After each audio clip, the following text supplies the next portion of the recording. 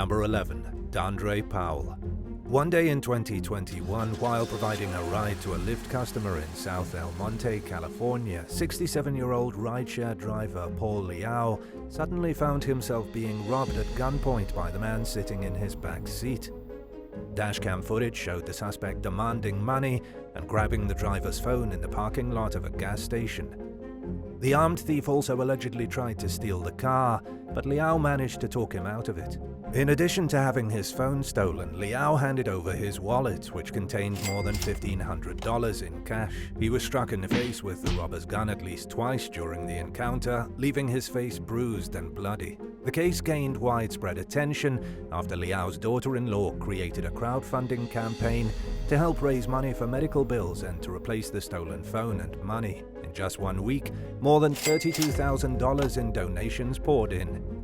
It was far more than Liao or his family expected, and they were grateful for the community's help. Police identified the suspect as Dandre Lawrence Powell with help from the public and arrested him in connection with the incident. Number 10. Sherry Moody. During a shared Lyft ride in Miami Beach in 2018, a customer was allegedly kicked, slapped, and scratched by a fellow passenger in an unprovoked attack. The victim, 57-year-old Jose Gonzalez, said that his attacker got upset at the driver for picking him up and made some extremely rude, derogatory remarks. He accused Sherry Moody of kicking him in the head with her high heel, causing a puncture wound. According to police, Moody seemed intoxicated and became belligerent toward the driver when he refused to take her through a drive-thru for fast food.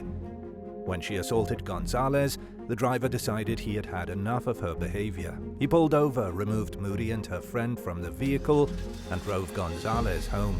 Authorities charged Moody with felony battery. While she dealt with her legal case, Gonzalez filed a lawsuit against Lyft for allegedly failing to protect him as a customer.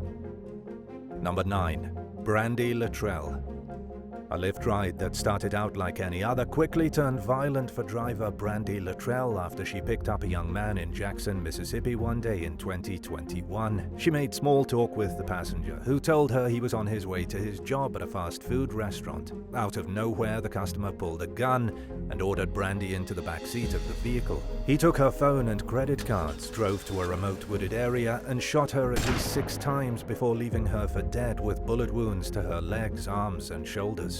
At 36 years old, Brandy thought her life was over, but she mustered up the strength to crawl to a residence nearby, and they called for help. She underwent emergency surgery and miraculously survived, and was coherent enough to provide law enforcement with information about her alleged attacker, Dontarius McGee. Authorities charged the young man with carjacking, kidnapping, aggravated assault, and armed robbery. McGee reportedly confessed to the crime during questioning. Brandy had to learn how to walk and do other basic things all over again.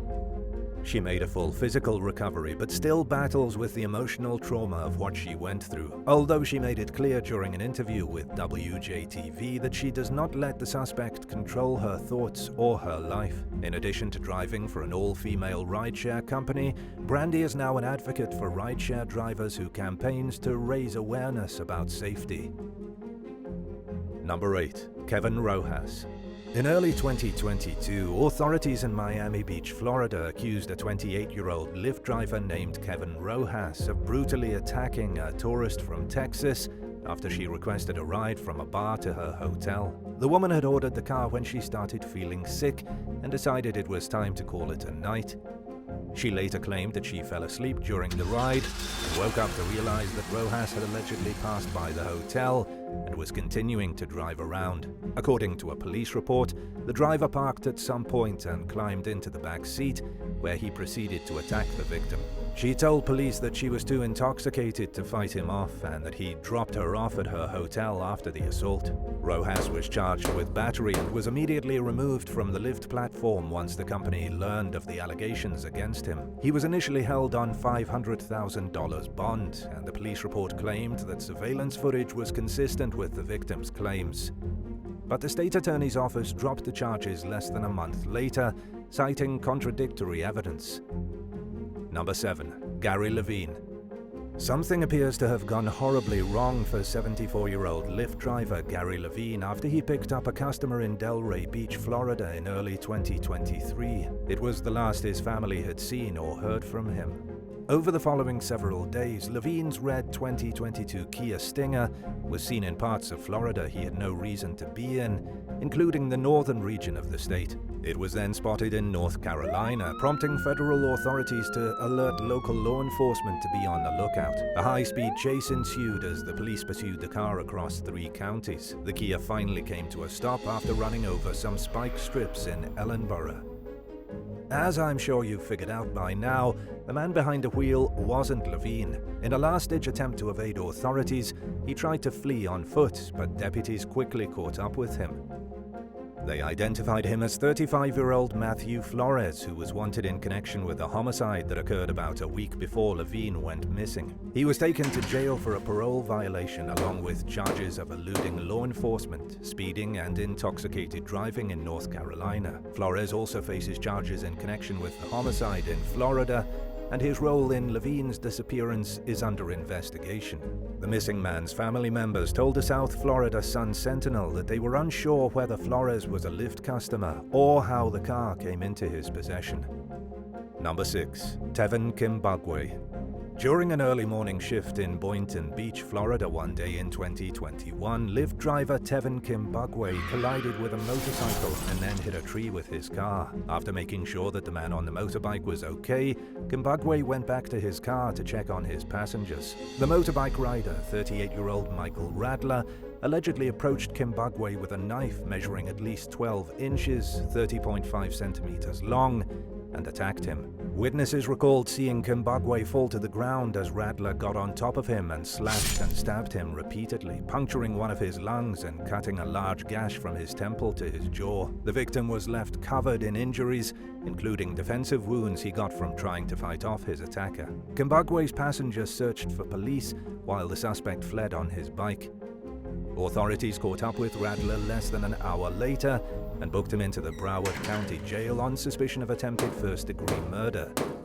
The motive for the unprovoked attack remains unclear. Number 5. Abdul Khan. 71-year-old Abdul Rauf Khan was working as a Lyft driver in Washington, D.C. in 2022 when he stopped answering his family members' phone calls. It was highly unusual since he spoke with some of his loved ones as many as 2 or 3 times per day. Khan's family filed a missing persons report, only to soon learn the horrifying news that he had been found shot in the middle of a road in Maryland. His car was nowhere to be seen. Khan was rushed to a nearby hospital, where he died several hours later. The beloved driver's community shared in the devastation of Khan's relatives, who were left wondering why someone would possibly want to hurt him. As they grappled with their newfound grief, the family tried to locate his car. By the time authorities caught up with the vehicle or the suspects, they had committed another carjacking. 3 young men were arrested in connection with the brutal murder. One of them faces charges of first-degree murder and carjacking, while the other 2 are accused of less serious crimes. During questioning, the man accused of killing Khan allegedly admitted to shooting the victim multiple times after being picked up as a customer. He's being held without bond as the case works its way through the court system. Number 4. Ingram Davis. On what started out as a normal day in 2020, 34-year-old Ingram Davis left his grandmother's Detroit home to pick up a Lyft customer. When family members stopped seeing him over the following days, they mistakenly assumed he was staying with other relatives, but they eventually began to realize that none of them had heard from Ingram and that something was very wrong. They tried to reach him through text, but received bizarre responses. One message said, "Dodge journey," while another quoted the Bible verse, 1 Samuel 18:2. The scripture reads, "From that day Saul kept David with him, and he did not allow him to return to his father's house." When another family member texted Ingram, they received a message stating "Dodge journey" and another ominous Bible verse, Ecclesiastes 3:7, which reads, "A time to rip apart, a time to tear apart, a time to be quiet, and a time to be silent." Ingram's mother, Sylvia Anderson, told local station WXYZ that when she tried calling her son, a man named Steve answered and said it was his new number. He refused to interact after that.